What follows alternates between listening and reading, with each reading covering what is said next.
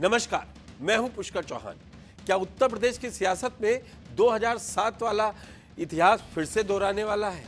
क्या मायावती ने विरोधियों को चारों खाने चित करने के लिए अपना सबसे बड़ा ब्रह्मास्त्र चल दिया है?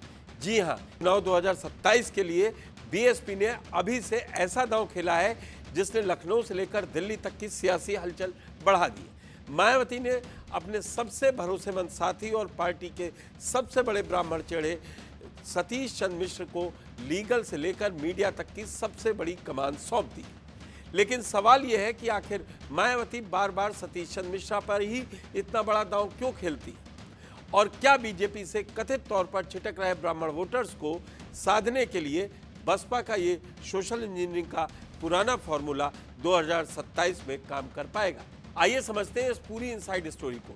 यूपी में राजनीतिक गलियारों में इस बात की चर्चा तेज है कि यूपी में ब्राह्मण समाज का एक बड़ा धड़ मौजूदा बीजेपी सरकार की कुछ नीतियों और स्थानीय समीकरणों से खुद को उपेक्षित महसूस कर रहा है। मायावती ने इसी मोहभंग और नाराजगी को भांपकर ये बड़ी सियासी चाल चली है। वे जानती हैं कि अगर बीजेपी का ये पारंपरिक वोटर छिटकता है तो उसे समेटने के लिए बसपा से बेहतर विकल्प कोई नहीं हो सकता।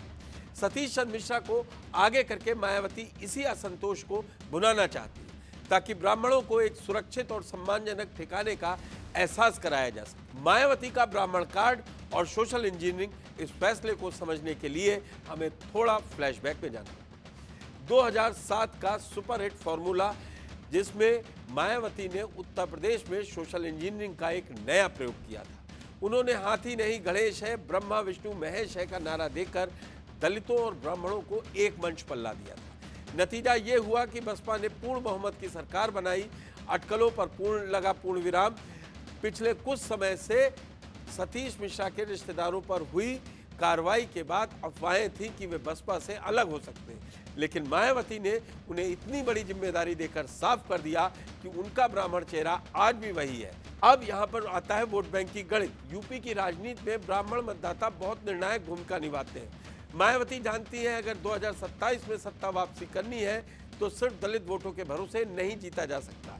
इसीलिए उन्होंने सतीश मिश्रा को आगे कर ब्राह्मण समाज को ये संदेश दिया कि बसपा में उनका सम्मान आज भी सबसे ऊपर है। सतीश चंद्र मिश्रा पर ही बार बार इतना भरोसा क्यों कर रहे हैं, ये भी सवाल उठ रहे हैं। वो मुसीबतों के संकटमोचक है। जब भी बसपा या मायावती किसी कानूनी मुसीबत में फंसी, देश के बड़े वकीलों में शुमार सतीश चंद्र मिश्रा हमेशा मजबूत ढाल बनकर खड़े। वफादारी का भी इम्तिहान है। राजनीति में जब नेताओं का पाला बदलना आम बात है, तब भी सतीश मिश्रा सालों से मायावती के साथ पूरी वफादारी से टिके हैं। पर्दे के पीछे के रणनीतिकार हैं वे सिर्फ एक चेहरा नहीं बल्कि पार्टी के भीतर टिकट बंटवारे से लेकर हर बड़ी चुनावी रणनीति के पीछे उन्हीं का दिमाग होता है। क्या कहते हैं ब्राह्मणों की जीत के आंकड़े?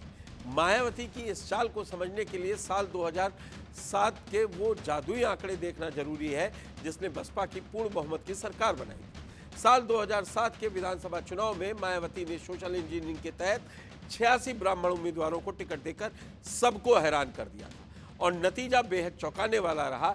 इन 86 उम्मीदवारों में से 41 ब्राह्मण विधायकों ने बम्पर जीत दर्ज की और विधानसभा पहुंचे।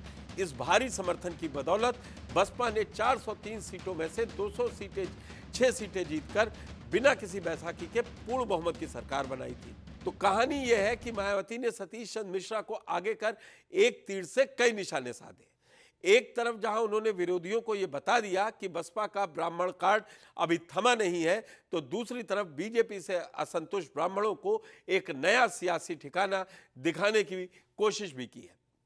अब देखना यह होगा कि 2007 में पूर्ण बहुमत दिलाने वाला दलित और ब्राह्मण का ये गठजोड़ क्या 27 में मायावती की सत्ता में वापसी करा पाएगा या फिर बीजेपी के इस किले को ढहने से बचा लेगी। इस पूरी सियासी महादाव पर आपकी क्या राय है? क्या आपको लगता है कि ब्राह्मण समाज एक बार फिर हाथी की सवारी करेगा? हमें कमेंट बॉक्स में अपनी राय जरूर बताएं। धन्यवाद।